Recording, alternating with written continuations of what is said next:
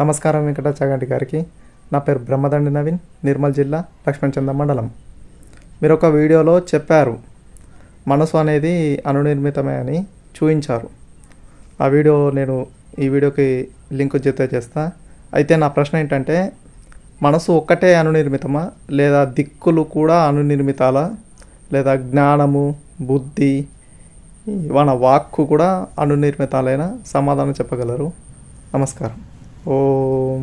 ఓం నమస్తే. నేను doctor Venkata Chaganti, president, university of applied Vedic sciences. Brahmadandi Naveen, ఈయన ప్రశ్న ఒక వీడియోలో నేను చెప్పాను. ఒక వీడియోని చాలా వీడియోస్లో చెప్పాను నేను. సో అదేంటంటే, ప్రతిదీ అనునిర్మితమే. మనసు అనునిర్మితమా? దానికి సమాధానం అవును. కాలం అనునిర్మితమా? దానికి సమాధానం అవును. దిక్కు అనునిర్మితమా? దానికి సమాధానం అవును. ప్రతిదానికి అవును. మనము సృష్టిలో మూడే మూడు అనాది. ఒకటి ఏంటంటే పరమాత్మ, రెండోది ఆత్మ, మూడోది ప్రకృతి. ఈ మూడు అనాది. అంటే వాటికి మార్పులు చేర్పులు అన్నవి ప్రకృతిలో జరుగుతాయి తప్పితే ఆత్మలో పరమాత్మలో జరగవు. అవి నిత్యము ఉంటాయి. సో ఇప్పుడు దీనికి మీరు వైశేషిక దర్శనము, అలానే న్యాయ దర్శనము, అలానే ఇంకొక దర్శనం కూడా దానిలో కూడా ఇలానే వివరించబడింది అనమాట. సో ఈ మూడు దర్శనాల్లోనూ ఇలా వివరించటమే కాకుండా వేదంలో కూడా అలానే చెప్పబడింది. ఇప్పుడు ఆత్మ అన్నది నిత్యం, ఇంకా దానికి ఒక టైం ఫ్రేమ్ లేదు. ఆది అంతము లేనటువంటిది. ప్రకృతి కూడా అంతే, పరమాత్మ కూడా అంతే. ప్రకృతి నుంచి బుద్ధి మనకు కావాల్సిన సరంజామా అంతా అందులో ఉంటుంది. అలానే మనసు, అలానే పంచజ్ఞానేంద్రియాలు, పంచకర్మేంద్రియాలు అవన్నీ కూడా వాటిలోనే ఉంటాయి అన్నమాట. పంచసూక్ష్మభూతాలు ఆకాశానికి కలిసిన శబ్దం అందులో ఉంటుంది. అలానే వాయువుకి కావలసినంత రూపం, స్పర్శ అందులోనే ఉంటుంది. అలానే అగ్నికి కావాల్సిన రూపం అందులో ఉంటుంది. అలానే జలం కావాల్సిన రుచి అందులోనే ఉంటుంది. అలానే పృథ్వీకి కావాల్సిన గంధం కూడా అందులో ఉంటుంది. సో ఇవి పంచతన్మాత్రలు అనమాట. అవన్నీ సూక్ష్మభూతాలు అంటారు. సో ఆ సూక్ష్మభూతాలకి ఈ స్థూల భూతాలకి సంబంధం ఉంటుంది. కర్మేంద్రియాలు, జ్ఞానేంద్రియాలు, మనసు కూడా పరమాణు నిర్మితమే, అందులో మీకు సందేహం ఏం లేదు. అలానే మీ బుద్ధి కూడా, అహంకారం కూడా పరమాణు నిర్మితమే, అందులో సంశయం పడక్కర్లేదు. సో ఇవన్నీ పరమాణు నిర్మితాలే. ఆత్మ పరమాత్మ రెండు వేరు. సో ఈ ప్రకృతి నుంచి పరమాత్మ ఇవన్నీ తీసుకొని నిర్మించుకుంటూ వెళ్తాడనమాట. సో ఇలా ఏర్పడిన వాటితో మన మనసు కూడా పరమాణు నిర్మితమే. కాలము, దిక్కు కూడా పరమాణు నిర్మితమే. అయితే ఇందులో మనకి విశేషంగా ఈ ప్రశ్నలో ఏంటంటే ఏం తెలుస్తుందంటే, ప్రతీదీ పరమాణు నిర్మితమే, ఆత్మ కాదు. ఆత్మ సెపరేట్. ఈ ఆత్మ ఈ పరమాణు నిర్మితమైన దానిలో ఇరుక్కుంటుంది కాబట్టి మనం అవిద్యలో పడతాం అన్నమాట. ఎంత కాదన్న మనది అన్న అహంకారం అట్లా మిగిలిపోతుంది అన్నమాట. సో నాది, నేను అన్న అహంకారం అందులో ఉంటుంది కాబట్టి మనము ఇవన్నీ చేస్తూ ఉంటాం అన్నమాట. ఏ కార్యం చేసినా కానీ నేను అన్న కార్యంతోనే చేస్తాం. సో అందులో సందేహం లేదు మీకు. సో అలానే మనసుతో ఆలోచిస్తాం. ఆలోచనలు వస్తాయి కదా, అవి కూడా పరమాణు నిర్మితమా అంటే అవును, పరమాత్మ నిర్మితమే. అయితే మన ఆత్మకి కొన్ని గుణాలు ఉంటాయి. ఆ గుణాలలో అది ఉంటుందన్నమాట. ప్రయత్నము, ఇచ్ఛ, ద్వేషము ఇవన్నీ ఉంటాయన్నమాట. సో అవన్నీ ఆత్మకు సంబంధించినవి. సో ఈ మనసుకు సంబంధించింది ఏదైతే ఉందో అది ఆలోచన చేస్తుంది కాబట్టి అది కూడా పరమాణు నిర్మితం. సో ఇవన్నీ కూడా పరమాణు నిర్మితము. మనం చేసే కర్మ కూడా పరమాణు నిర్మితమే. దాన్ని కూడా ప్రూవ్ చేస్తాను నేను. దాన్ని కర్మ కూడా పరమాణు నిర్మితం అని నేను ప్రూవ్ చేస్తాను. సో మొట్టమొదటి అయితే మీరు అడిగిన ప్రశ్న ఇది కాబట్టి దీనికి సమాధానము ప్రతీది పరమాణు నిర్మితమే, ఒక్క ఆత్మ పరమాత్మ తప్పితే. ప్రకృతి యొక్క పరమాణువులు 3 రకాలు ఉంటాయని చెప్పాను, సత్వ రజ స్తమో గుణాలని. వాటి గుణాలను కూడా అక్కడ పెట్టాను నేను, మీరు చెప్పిన వీడియోలో స్పష్టంగా పెట్టాను. ఆ వీడియో లింక్ కూడా పెడతాను, మీరు ఎవరైనా చూడకపోతే చూడొచ్చు దాన్ని. సో మనకేంటంటే ఇవన్నీ కూడా పరమాణు నిర్మితాలు కాబట్టి అవన్నీ కూడా అవిద్య అని మనం అంటాం అన్నమాట. వాటిని తెలుసుకోవాలి, సొసైటీ పరంగా మనం తెలుసుకొని ఉన్నతి పొందుతాం సొసైటీలో అని అనుకుంటూ పోతాం చూసారా, అది అవిద్య అనమాట. అంటే దానిలో ఇరుక్కుపోతాం అనమాట. ఇరుక్కుపోయి దానిలోనే తిరుగుతూ ఉంటాం కాబట్టి జన్మ మరణ చక్రంలో ఇరుక్కుపోతాం. వాటి నుంచి బయటపడితేనే మోక్షం వస్తుంది. మోక్షం వచ్చినప్పుడు ఈ జన్మ మరణ బంధంలో ఇరుక్కోం కాబట్టి హ్యాపీగా మనం ఆనందంగా ఉంటాం కొన్ని కోటాను సంవత్సరాలు. సో ఇది విశేషం అన్నమాట. మనస్సు, అహంకారము, చిత్తము, బుద్ధి ప్రతిదీ కూడా పరమాణు నిర్మితమే. కాలము, దిక్కు కూడా పరమాణు నిర్మితమే, అందులో సందేహం లేదు. ఈ సైంటిస్టులకి ఇంకా తెలియదు ఆ విషయం. సో దాన్ని మనం నిరూపిస్తాం కూడా దాన్ని.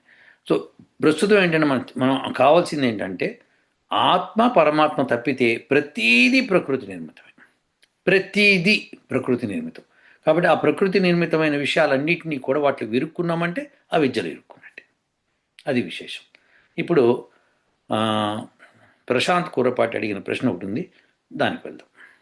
ఇట్లా చాలా చాలా ఉన్నాయి, ఒక్కొక్కరి అభిప్రాయాలు ఒక్కో రకంగా ఉంటాయి. అదేవిధంగా ఇది నార్మల్ పర్సన్సే కాదు, మనం ఇప్పుడు గతంలోకి వెళ్తే వ్యాసుల వారికి, కృష్ణుల వారికి కూడా అంత. ఇప్పుడు ఈ ప్రశ్న నేను ఇదివరకు అడిగాను. వ్యాసుల వారు తెలుసు గొప్ప వేదజ్ఞాని, కృష్ణ వారు వేదజ్ఞాని, వారికి మహాభారత యుద్ధం జరగాల వద్దన్న విషయం మీద ఏకాభిప్రాయం లేదు.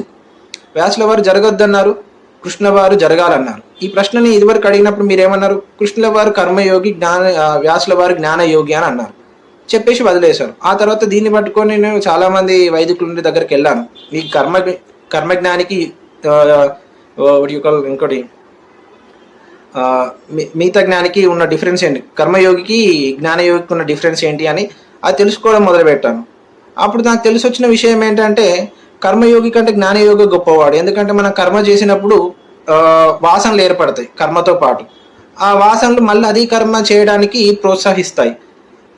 సో ఆ రకంగా చూసినప్పుడు జ్ఞానయోగి ఎప్పుడు కూడా వైదిక పరమైనటువంటి కర్మలే చేస్తూ ఉంటాడు కాబట్టి రిపీటెడ్గా అవే కర్మలు చేస్తూ మంచి వాసనలు పెంపొందించుకొని జ్ఞానం వైపుకు పోతాడు. కర్మయోగంలో ఒక్కొక్కసారి పైకి మంచి కర్మలు చేసినా కూడా లోపల ఇంటెన్షన్స్ బ్యాడ్గా ఉంటాయి, తద్వారా అతడు దిగజారిపోయేటువంటి అవకాశం ఉండవచ్చు. సో ఓవరాల్గా కంపేర్ చేస్తే కర్మయోగం కంటే జ్ఞానయోగమే గొప్పది అన్న విషయాన్ని తెలుసుకున్నాను. ఆ రకంగా చూసినప్పుడు వ్యాసుల వారు చెప్పినట్టుగా యుద్ధం జరగకపోవడమే చాలా వేదపరంగా అది కరెక్ట్ ఇన్ఫర్మేషన్. సో ఇట్లా డిఫరెంట్, బికాస్ ఒకవేళ మన కృష్ణవారి నిర్ణయాన్ని కూడా సమర్థించినా కూడా, ఒకవేళ ఒక్కొక్కసారి అట్లా తప్పులు జరగవచ్చు అని సమర్థించినా కూడా అక్కడ జరిగింది చిన్న తప్పితం కాదు కదా. మహాభారత యుద్ధం జరగడం వల్ల ఎంత నష్టం జరిగింది మీరే చెప్పారు. చాలా వేద జ్ఞానాన్ని మనం కోల్పోయాము, మళ్ళీ ఎన్నో రెట్లు ఎక్కువ ప్రపంచ యుద్ధంతో పోలిస్తే అని చెప్పారు. సో ఇది అంటే ఎగ్జాక్ట్గా వైదిక జ్ఞానము పర్ఫెక్ట్గా అర్థం చేసుకున్న వ్యక్తులు లేరా అనేది నా క్వశ్చన్ ఇది. సో దీనిపై మీ యొక్క అభిప్రాయం ఏంటి మీరు తెలియజేయాలని కోరుతున్నాను. అలాగే మన వ్యూవర్స్ కూడా కామెంట్ రూపంలో మీరేమనుకుంటున్నారో చెప్పండి. ధన్యవాదాలు సార్. ప్రశాంత్ గారు అడిగిన ప్రశ్న ఏంటంటే జ్ఞానయోగం గొప్పదా, కర్మయోగం గొప్పదా అని ఆయన ప్రశ్న ఇస్తూనే జ్ఞానయోగం గొప్పదని ఆయన తేల్చేశారు. తేల్చిన తర్వాత మనం ఏం చెప్తాం ఇంకా. సో ప్రశాంత్ గారు మీరు బాగానే ఆలోచిస్తున్నారు, చాలా బాగుంది కూడా మీ ప్రశ్న కూడా. వ్యాసుల వారు జ్ఞానం ఉన్నవారు, కృష్ణవారు కర్మ చేసి ఇచ్చేశారు అని చెప్తున్నారు. ఇందులో ఏంటంటే మీరు బాగా అర్థం చేసుకోవాల్సింది, మీరు మిస్ అవుతున్న పాయింట్ ఏంటంటే భగవద్గీతలో మనకి 3 చాప్టర్లు వరుసపెట్టి ఉంటాయి. ఏంటంటే జ్ఞానయోగము, కర్మయోగము, జ్ఞానకర్మ సన్యాసయోగము, జ్ఞానకర్మ సన్యాసయోగం. అంటే జ్ఞానంతో కర్మ చేసి ఆ కర్మని సన్యసించాలి, అంటే దాని వచ్చే ఫలితాన్ని సన్యసించాలన్నమాట. సో ఇది యాక్చువల్గా ప్రాసెస్ కృష్ణుడు చెప్పింది. సో అంటే మనం భగవద్గీత కృష్ణుడు చెప్పాడు అనుకుంటే అది ప్రాసెస్. జ్ఞానంతో కర్మ చేయాలి, కర్మని వచ్చే ఫలితాన్ని సన్యసించాలి. అందుకే కృష్ణుడు అర్జునుడు కూడా చెప్తాడు, నువ్వు యుద్ధం చేయబోయే ఆ ఫలితం నాకు వదిలేసేయి, నేను చూసుకుంటా అంటాడు. అంటే అర్థం ఏంటంటే అది విశేషం. సో మనందరం కూడా జ్ఞానము ఇప్పుడు ఇక్కడ జ్ఞానయోగం అంటే ఏంటి? వేదం. వేదం తెలుసుకోవడం. వేదమే చెప్తుంది కర్మ చేయమని చెప్పి. కర్మ చేయకపోతే ఇంకా వేదం ఎందుకు, మన జ్ఞానం ఎందుకు? ఓకే, నేను మైండ్ ఇట్లా ఆలోచించుకున్నాను, ఓకే ఈ అణు ఆ అణువు కలిపితే ఇది వస్తుంది, ఇది వస్తే అది వస్తుంది, అది వస్తుంది, ఇది వస్తుంది, ఇది వస్తుంది, ఇది వస్తుంది అంత తెలుసుకొని అలా కామ్గా ఉండడం మూలంగా నాకు తెలిసి ఏంటి లాభం? తెలిసిన దాన్ని ఇంప్లిమెంట్ చేయాలి. ఆ ఇంప్లిమెంట్ చేయటమే కర్మయోగం. సో జ్ఞానంతో కర్మ చేసి కర్మతో వచ్చిన ఫలితాన్ని సన్యసించాలి, అది పరమాత్ముడు సమర్పించాలి. అప్పుడేమవుతుందంటే మనం చెడుకి మార్గం వెతకం. ఇప్పుడు ఉదాహరణకి ఒక మెడిసిన్ తయారు చేసే కంపెనీ ఉంది. మెడిసిన్ తయారు చేసిన ఒక రోగానికి, లెట్స్ సే డయాబెటీస్కి తయారు చేసింది అనుకున్నాం. తయారు చేసినప్పుడు అది మిగతా అవయవాలను దెబ్బతీస్తుందని తెలుస్తుంది వాడికి. తెలిసినా అది హైడ్ చేస్తారు, లేకపోతే చిన్న అక్షరాలతో రాస్తారు. లేకపోతే మీ కర్మ అండి, మీరు ఇదైతే డయాబెటీస్ తగ్గుతుంది. అప్పుడు మనిషి ఏం చేస్తాడు, తనకి ఇంకేమీ తోచక ఆ మెడిసిన్ తీసేసుకుంటాడు, ఫస్ట్ డయాబెటీస్ తగ్గాలంటాడు. కానీ అది మెల్లమెల్లగా కిడ్నీస్ని దెబ్బతీస్తోంది, హార్ట్ని దెబ్బతీస్తుంది అన్న విషయం వాళ్ళకి అప్పుడు చూసుకుందాం, ఇంకో మెడిసిన్ వస్తుంది ఆ మెడిసిన్ వేసుకుందాం, ఇలానే తయారవుతుంది తప్పితే పర్ఫెక్ట్గా డయాబెటీస్కి మెడిసిన్ తయారు చేయలేదు. సో అలా మనం అర్థం చేసుకుంటే కర్మ చేసి సన్యసించలేదు వీళ్ళు, కర్మ నుంచి బెనిఫిట్ ఆలోచిస్తున్నారు. ఎంత బెనిఫిట్ ఆలోచిస్తున్నారంటే అది ఎవడు ఎట్టుపోయినా పర్వాలేదు అనే అన్యాయంతో చేస్తున్నారు. అదే సన్యసించామనుకోండి, కర్మ చేసి సన్యసించామనుకోండి, పరమాత్ముడి ఇష్టము అంతే. ఆ ఫలితం ఎట్లనో వస్తుంది, మీకు మంచి ఫలితమే వస్తుంది డెఫినెట్. అది లేకపోతే ఇంకా ఇంకా మీకు పరమాత్ముడు ఎందుకు, మనకి ఇంకెవరెందుకు? ఆ ఫలితం నాకు వెంటనే రావాలి, ఇప్పుడు రావాలి, అప్పుడు రావాలి అనుకోవడానికి వీలు లేదు. ఎందుకంటే పూర్వకర్మలు ఇంకా వెంటాడుతుంటాయి కాబట్టి దాని ఫలితాలు మనం అనుభవిస్తూ ఉంటాం అన్నమాట. అనుభవించేటప్పుడు మనకి దరి చేరదు ఆ ఫలితం, దరి చేరే సమయానికి వస్తుంది, అది బ్రహ్మాండంగా వస్తుంది. ఎప్పుడోకప్పుడు మీరు అనుకున్న దానికంటే బ్రహ్మాండం ఎన్నో రెట్లు అధికంగా ఫలితం మీకు కనిపిస్తుంది. మీరు అనుకుంటారు కూడా, అప్పుడు అడిగినప్పుడు నాకు ఇచ్చిండుంటే వేస్ట్ అయిపోయేది, ఇప్పుడే కరెక్ట్ టైము అని అనుకుంటారు. ఖచ్చితంగా అది నా అనుభవంతో నేను చెప్తున్నా. కాబట్టి జ్ఞానము అంటే వేదం, కర్మ అంటే మనం చేసే ఆ జ్ఞానంతో చేసే కర్మ. ఆ కర్మ చేసిన తర్వాత వచ్చే ఫలితాన్ని సన్యసించాలి, అంటే పరమాత్ముడికి వదిలిపెట్టాలి. నువ్వు దానికి ప్రాపర్గా రిజల్ట్ ఇస్తావా ఇవ్వవా అంతా నీ ఇష్టం అని చెప్పి పరమాత్మ వదిలిపెడితే మనకు ఫలితం వస్తే తీసుకోండి, ఫలితం రాకపోతే అది ఎప్పుడో ఒకప్పుడు వస్తుందని అర్థం చేసుకోండి. అది విశేషం అన్నమాట. సో జ్ఞాన కర్మ సన్యాస యోగం అనేది వెరీ ఇంపార్టెంట్. జ్ఞానంతో ఆలోచించి కర్మ చేసి ఆ కర్మకి సన్యసించాలి, కర్మని యొక్క ఫలితాన్ని సన్యసించాలి. అలా చెయ్యకపోతే మీరు ఇంకా మీకు జ్ఞానం ఉండి కూడా లాభం లేదు. సో యుద్ధం జరగకూడదు, వ్యాసుల వారు చెప్పారు యుద్ధం జరగకపోతేనే మంచిది, కర్మ చేస్తేనే మంచిది, కర్మ చేయకపోతేనే మంచిది, ఇవి తప్పండి. జ్ఞానంతో కర్మ చేయకపోతే ఇంకా జ్ఞానం యొక్క వాల్యూ లేదు. జ్ఞానం ఏం చెప్తుంది? ఇది చెయ్యి, అది చెయ్యి, ఇది చెయ్యకు, అది చెయ్యకు అని చెప్తుంది. అది జ్ఞానం పని. కానీ చెయ్యమనో చేయకూడదనో చెప్తుంది కదా. సో ఆ చేయకూడదు కూడా కర్మనే, చేసేది కూడా కర్మనే. ఇప్పుడు దుర్యోధనుడు ఉన్నాడు, నేను రాజ్యం ఇవ్వను అన్నాడు, మమతా బెనర్జీ లాగా. నేను రాజ్యం ఇవ్వను వాళ్ళకి అలా అని చెప్పి మమతా బెనర్జీ రిజైన్ చేయలేదు. అలానే యుద్ధంలో ఓడిపోయిన తర్వాత కూడా నేను ఇవ్వను అని చెప్పి నీటిలో పోయి దాక్కున్నాడు. సో ఇది విశేషం అనమాట. సో అలాంటప్పుడు తనకి యాక్షన్ లేకపోతే కుదరదు. జ్ఞానంతో కూర్చొని ఓకే దుర్యోధనుడు ఎప్పుడో ఒకప్పుడు పోతాడు, అప్పుడు రాజ్యం వెళ్దాం, ప్రజలంతా రాచకం అయిపోతుంది అనమాట.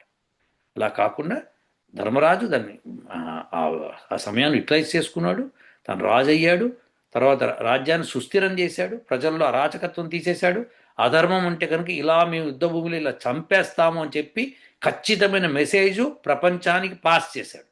అన్యాయం చేయకూడదు, ఎట్టి పరిస్థితుల్లోనూ అధర్మ పాలు చేయకూడదు అని చెప్పి స్పష్టంగా ఆయన నిర్ణయించి చెప్పాడు. అందుకనే అది అయిపోయిన తర్వాత మళ్ళీ అర్జునుడు బయలుదేరతాడు అశ్వమేధ యాగం చేయడానికి.